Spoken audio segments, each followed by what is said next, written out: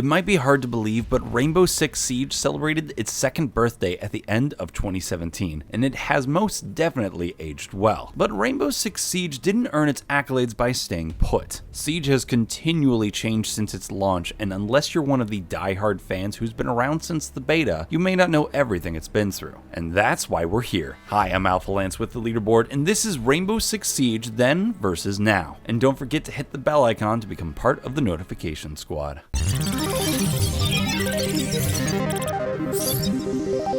First and foremost, full disclaimer that I have not been around since the beta and only picked up the game about midway through 2017 during a free weekend. When Siege first came out, it was completely off my radar. At the time, it seemed like another gritty, realistic shooter trying to wow gamers with some partially destructible environments. As time went on, I kept hearing about updates to the game, esports tournaments, and kept seeing memes about Tachanka, until finally I broke down and tried the game out for a weekend. The rest is a bit of a haze, and at some point during that haze I got an R6 caduceus charm, apparently, pre-release. On June 9th, 2014, at E3, Ubisoft released their first trailer for their next Rainbow Six game. It featured a group of counter-terrorists rescuing a hostage from a terrorist stronghold on the map later known as House. The graphics looked crisp and serious, while the chatter was fun and team-focused, and the aim was truly potato. Plenty changed after the trailer was released. For example, the trailer didn't have the heroes known as operators that we've come to know, but rather generic Counter-Strike-style terrorists and counter-terrorists. Also, I really wish you could still vote for a helicopter drop onto the roof to start the match, because that's just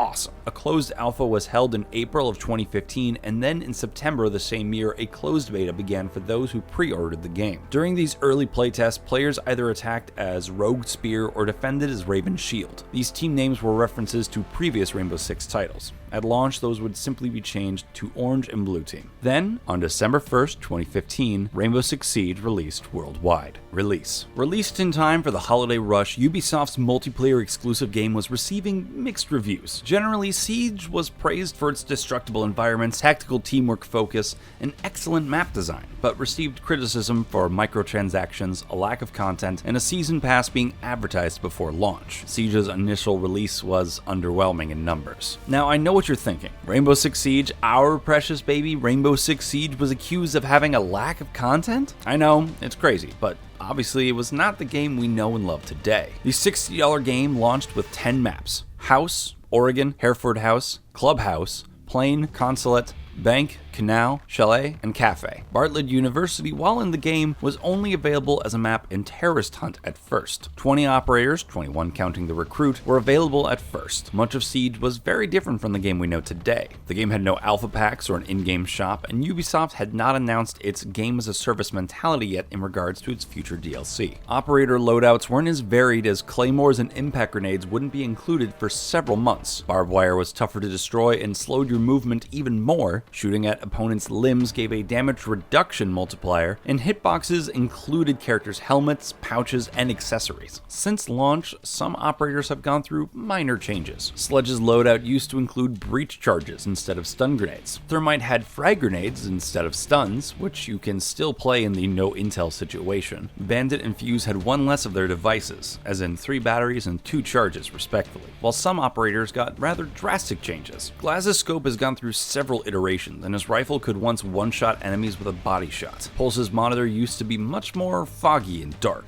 IQ's Spectre could at one point make out enemies through smoke, and detected friendly devices as well as enemy ones. Even more so, some heroes got changes that felt nearly essential to their characters. For example, what would the Lord Tachanka be without his ballistic shield? It wasn't until over a year later that his windows were attached, and really, can you picture him any other way? It wasn't until much later after release that Blitz would hold his shield up while sprinting to aid in his role as a dueling operator meant to blind and rush lone defenders. This was made even more apparent in his most recent change to increase his mobility as a 1-speed 3-armor operator to a 2-speed 2-armor operator. Meanwhile, Montagna's sides were left exposed for half a year. Originally, Doc's stim pistol was only able to revive downed teammates, or himself. It wasn't until the monumental patch 4.2 on September 13th, 2016 that he could heal and overheal himself and teammates, which just feels right. Similarly, Twitch used to have standard drones as well as a single shock drone,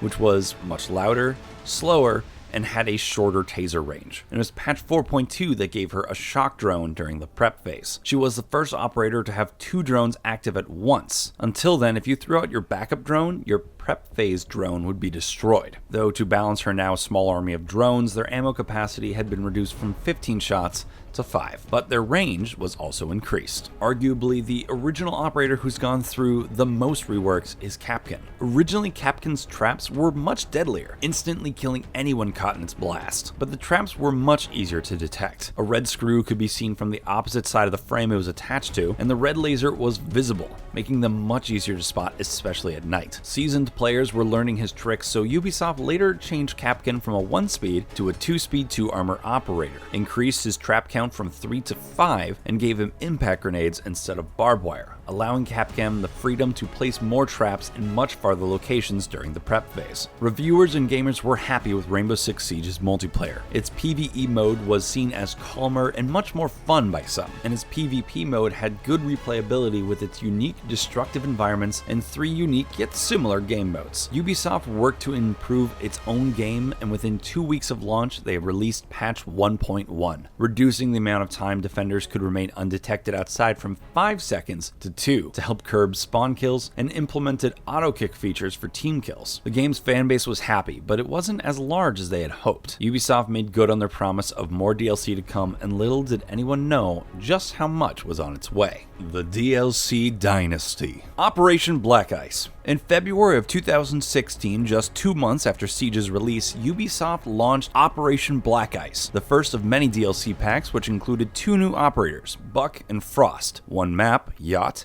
and a slew of updates. Fun fact, Frost's kit originally started with nitro cells, but was swapped to barbed wire to enhance her role as a hunter-trapper, while Buck started with having breaching charges. He was later given frag grenades instead, as his skeleton key was buffed to be more destructive against surfaces. Updates included quite a few quality of life improvements. Operator shouts were now muted for the enemy team so that your character wouldn't give away your position without your control, and bandage shock wire would no longer damage the hostage, which previously made for some rather unclear match results.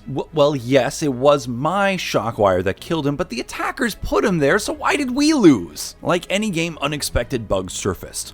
While this was fixed in patch 2.1, originally, if an attacker was killed before finishing setting the diffuser, the defenders wouldn't be able to disable it. Attackers could shoot their own teammates for a guaranteed win, but even odder, defenders would have to let the attacker finish setting the diffuser before killing them, out of fear they'd doom their team. Blitz's shield needed to be heightened as his head stuck out just over the top, allowing for him to be headshot while being behind his own ballistic shield. 3 months after release, Ubisoft finally added a report button, and personally I'm surprised it took that long. Spawn kills were starting to emerge again, a reoccurring theme, so maps were starting to need reworks. This would be an ever-constant battle, even to today. Ubisoft tried a myriad of patches to fix this, including increasing the recoil on the SMG-11, since at the time you could attach an ACOG scope to it. Dun dun dun. Operation Dustline. The second DLC, Operation Dustline, was released on May 10th, 2016 to season pass holders, and a week later worldwide across PC, Xbox One, and PlayStation 4. The DLC included Navy SEAL operators Valkyrie and Blackbeard, the map Border, and the in-game shop, which now included headgear, charms, and the previously included weapon skins, but now with a reduced price tag. A few months later, SHIELD operators would finally get to accessorize like the cool kids and put charms on their windshields. In their original forms, like all operators, Blackbeard and Valkyrie were quite OP. Blackbeard's original rifle shield had 800 health and could take over 30 rounds from a defender's SMG before shattering. But don't worry, he only had 1. Valkyrie had 4 black eye cameras for several months before losing one in patch 4.2. As new characters changed the game, old characters needed to be adapted accordingly. Thatcher's EMP grenades had their range nerfed, while pump shotguns had their range increased. And there was a general update to gun sounds and lighting. Kapkan's tripwire traps had their giveaway red screw removed at the same time that he could place them at varied heights. Mute's jammers got buffed in range as well, because before this, drones could cross a jammer with a well-timed jump. Operation Skull Rain. The next DLC took us from the bright Middle East to the cool nightlife of Brazil in Operation Skull Rain. Released on August 2nd, 2016 for Season Pass holders, Skull Rain introduced BOP operators Capitão and Caveira, along with a new map, Favela, a new attachment, the angled foregrip, and the new and improved anti-cheat system we all know and love.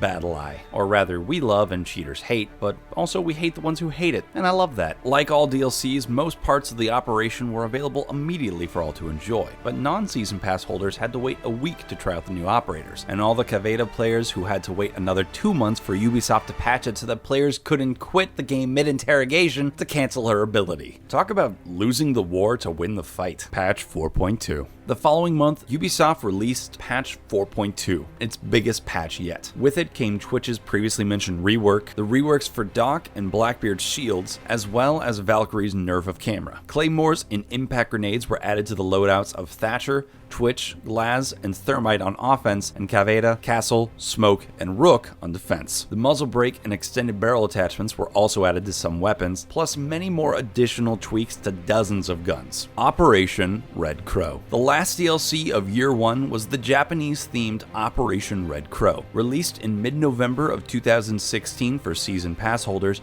it gave us the gorgeous Nagoya-based skyscraper map and the new operators Hibana and Echo of the Special Assault Team. There was of course some issues, such as Hibana's charges randomly not detonating for long periods of time, but Red Crow came with some very good changes in tow. Limb damage was remapped to count as body damage, removing the damage reduction to shots in the arms and legs, while neck damage now counted as headshot damage to remove confusion among players. This patch also removed a large annoyance for players when Ubisoft announced that the SMG-11 would no longer have access to the ACOG scope, causing players to rejoice. Soon after, for 2016's finale, Bartlett University would be added to the list of playable PvP maps, and ballistic shields would reduce explosive damage by 80% if the blast went off in front of them. Operation Velvet Shell. Kicking off Siege's second year was the inaugural Six Invitation Tournament in Montreal, Canada, shortly after, followed by a trip to Spain in Siege's first 2017 DLC.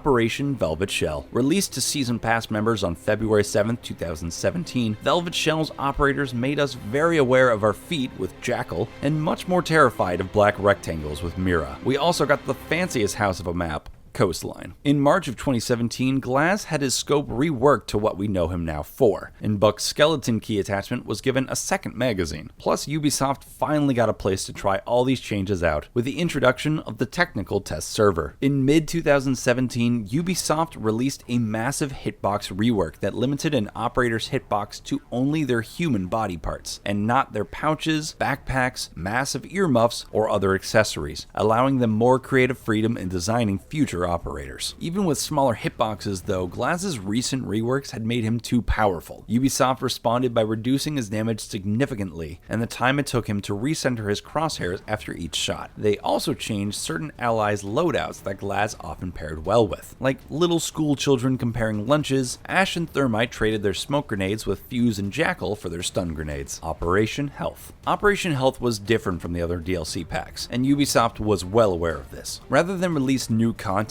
Operation Health was focused on fixes to servers, tech, and streamlining of matchmaking, and the addition of alpha packs. It hit PCs on June 7, 2017. To make up for this delay in content for their season pass holders, they promised to release the two Polish operators, later revealed to be Ella and Zofia, over the next 2 seasons. And in August of 2017, it was announced that Siege had passed 20 million players, with 2.3 million daily logins. In thanks and celebration, players who logged in between the start of Operation Health and the end of August received a free R6 Caduceus charm. Operation Blood Orchid. In time for the fall and nearly Halloween, the Spooky Factory, Operation Blood Orchid came out with its new map, Theme Park, in September of 2017, alongside its 3 new operators, Special Duties Unit operators Ying and Legion, and the first of the 2 promised Polish operators, Ella. Blood Orchid featured the return of operator cinematic trailers as well. Ubisoft declared a new standard with Blood Orchid that, quote, "From now on there will not be a 2 or 3 speed defender with the option of using the ACOG sight." And there was much rejoicing. Ubisoft also decided to remove some identification tools to allow players to be stealthier. Previously, enemies would be ID'd when spotted by another player, giving an in-game indication that you've spotted an enemy. Similarly, crosshairs would turn red when passing over enemies, allowing the game to inform you of enemies that you may not have even realized you had in your sights. These were removed in patch 2.3.0. Barbed wire slow effects and durability were nerfed, as well as Ella. Ubisoft would learn in due time that reducing her Gersmot mine count from 4 to 3 would not be enough. Operation White Noise. Close to the 2-year anniversary of Rainbow Six Siege's release came the arrival of Operation White Noise on December 5th, 2017. With it came operators Dokkaebi and Vigil from the South Korean 707th Special Mission Battalion and Zofia, who finished up the Polish operators and gave us the new bonus Sister Rivalry, along with the unique map Tower, a map finally designed with no way for defenders to spawn peek. The last patches of 2017 brought about a universal pistol buff, new UI indicators that would show all friendly buffs as blue, for example Rook's armor and overheal effects, and enemy effects as red, such as goo mines and logic bombs, as well as the promised 60 Hz servers, just in time for Ubisoft to announce that Siege had broken past 25 million registered players. 2018 started with several nerfs in time for the 6th Invitational in Montreal. Operation Chimera. Year 3 of Siege started with a new DLC release, Operation Chimera, which gave us 2 operators from different countries, but working under the same organization. Lion, formerly of the GIGN, and Finka from Spetsnaz are both biohazard specialists helping contain a deadly outbreak in Siege's first story-driven cooperative game mode, aptly entitled Outbreak. This was the launch of a limited-time event featuring zombies infected by an alien virus. Players could choose from a limited pool of operators to complete missions that are a mix of assaulting and defending various locations. Operation Chimera also brought another nerf for Ella's gun, as well as a buff for Blitz that moved him up from a 1-speed to a 2-speed operator. Ubisoft introduced resume points to weapon reloads, so if that your reload is interrupted, you won't have to do the entire reload animation again. Think of it like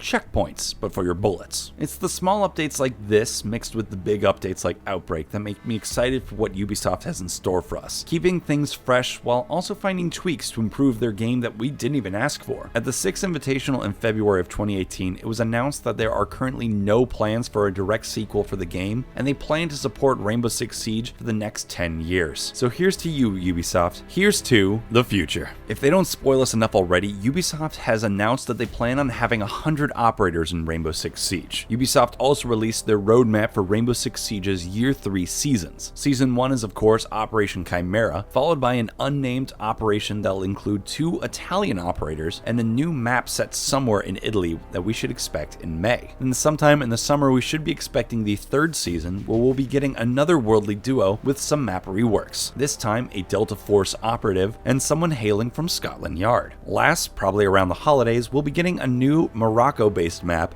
with 2 Moroccan operators to match, and I can't wait. And that's it for Rainbow Six Siege then versus now, with a little bit of versus future. So what do you think? Any old patch you wish your main still had? What new characters do you think we have to look forward to? Is there any patch, fix, or bug I missed that you remember? Let us know in the comments below. And once again, I'm your host Alpha Lance with the Leaderboard. Don't forget to click the bell icon to become part of the notification squad, and if you like getting more from your games, subscribe to the Leaderboard, your home for video game facts.